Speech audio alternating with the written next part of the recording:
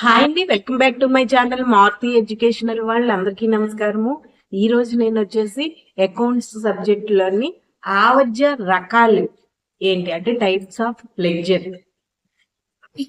ఆవజ్య రకాలు ఏంటో తెలుసుకుందాము. ఇది అకౌంట్స్ ఎవరైతే నేర్చుకోవాలనుకున్నారో వాళ్ళందరికీ ఈ వీడియో ఉపయోగపడుతుందండి. అయితే టాపిక్ లోకి వెళ్ళిపోదాం. చూడండి, ఆవజ్య రకాలు అన్నవి 4. అవి 1 రుణగ్రస్తుల ఆవజ్య, 2 రుణదాతల ఆవజ్య, 3 సాధారణ ఆవజ్య, 4 సొంత ఆవజ్య. మరి రుణగ్రస్తుల ఆవజ్య అంటే ఏమిటో ఇప్పుడు తెలుసుకుందాం. రుణగ్రస్తులు అంటే ఎవరు? మీకు ముందు క్లాసులు కానీ మీరు ఒకసారి చెక్ చేస్తే మీకు తెలుస్తుంది. ఒకవేళ చెక్ చేయలేదు అంటే మీరు ఇప్పుడు మామూలుగా చెప్తాను చూడండి. కానీ ఎవరైతే ఈ వీడియో చూస్తున్నారో ఈ వీడియో మీకు బాగా అర్థం అవ్వాలి అని అంటే నా అకౌంట్స్ రిలేటెడ్ టాపిక్స్ అన్నవి ముందు ఉన్నాయండి. ఒకసారి ప్లేలిస్ట్కి వెళ్ళి మీరు అకౌంట్స్ అనే దాని మీద కానీ మీరు కొడితే కామర్స్ లేదా అకౌంట్స్ అన్నది కూడా ఉంటుంది. దాని మీద కానీ మీరు ప్రెస్ చేస్తే ఇప్పటి వరకు అయినా అకౌంట్స్ రిలేటెడ్ టాపిక్స్ అన్ని కనబడతాయి. అందులో రుణగ్రస్తులు అంటే ఏంటో కూడా చెప్పాను. రుణగ్రస్తులు ఎవరవుతారు అని అంటే చూడండి, సంస్థ నుంచి అరువు మీద ఎవరైతే సరుకు కొంటారో వాళ్ళే రుణగ్రస్తులు అవుతారు. అయితే ఇలాగా సరుకు అరువు మీద కొన్న వాళ్ళందరినీ ఒకే పుస్తకంలో రాస్తే అదే రుణగ్రస్తుల ఆవర్జ అంటారు అవుతుంది. అయితే అందులో ఖాతాలన్నీ ఎటువైపు చూపిస్తాయి? డెబిట్ నిల్వలోనే చూపిస్తాయి అన్నమాట. రుణగ్రస్తుల ఆవర్జ బుక్లోని ఖాతాలన్నీ ఎటువైపు చూపిస్తాయి? డెబిట్ వైపే చూపిస్తాయి నిల్వలన్నీ.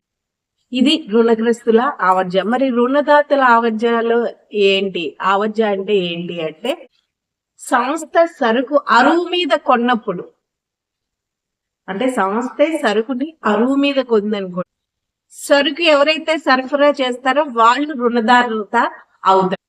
ఈ రుణదాతల ఖాతాలన్నింటినీ ఒకే పుస్తకంలో రాస్తే అదే రుణదాతల ఆవజ్జ అవుతుంది. ఇందులో ఖాతాలన్నీ క్రెడిట్ నిల్వలే చూపిస్తాయి. ఇంకా నెక్స్ట్ వచ్చేసి థర్డ్ వన్ సాధారణ ఆవజ్జ. చూడండి, వ్యాపార సంస్థ వ్యాపార నిర్వహణకు అనేక ఆస్తులను సేకరిస్తుంది. అలాగే వ్యాపార నిర్వహించడానికి ఎన్నో వ్యయాలను కూడా చేస్తుంది. సంస్థ చేసే ఈ వ్యవహారాల వల్ల ఆదాయాలు సమకూరుతాయి. అంటే ఈ సాధారణ ఆవజ్యాల్లో ఏముంటాయి? ఆస్తుల ఖాతా, సరుకు ఖాతా, నగదు, యంత్రాలు, జీతాలు, రవాణా, డిస్కౌంట్, ఈ ఖాతాలన్నీ ఉంటాయి. ఇవన్నీ సాధారణ ఆవజ్య అవుతాయి అన్నమాట. ఈ ఖాతాలన్నీ ఇవన్నీ సాధారణ ఆవజ్యాల్లోకి వస్తాయి. ఇంకా లాస్ట్ వన్ 4వది ఏంటి అంటే సొంత ఆవజ్య. యజమానికి సంస్థకి మధ్య ఉన్న సంబంధాన్ని ఖాతాలన్నింటినీ ఈ పుస్తకాల్లో రాసినప్పుడు దానిని సొంత ఆవజ్య అని అంటారు. దీనినే ప్రైవేట్ ఆవజ్య అని కూడా పిలుస్తారు. ఇవి ఆవజ్య రకాలు.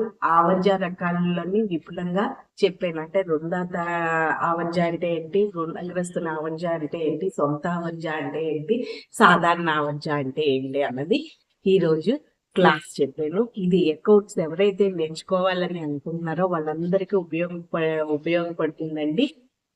మీరు ఒకసారి కానీ ప్లేలిస్ట్ కానీ మీరు చెక్ చేస్తే ఇప్పటి వరకు అయినా అకౌంట్స్ రిలేటెడ్ టాపిక్స్ అన్ని మీకు కనబడతాయి. ఒకసారి చెక్ చేయండి. అలాగే BEd related, TET, DSC related topics కూడా ఉన్నాయి. ప్లేలిస్ట్ చెక్ చేసి సబ్స్క్రైబ్ అన్నది చేసుకోండి. ఈ వీడియో కానీ మీకు నచ్చితే ప్లీజ్ లైక్ చేయండి, ఛానల్ సబ్స్క్రైబ్ చేసుకోండి. Okay, thank you.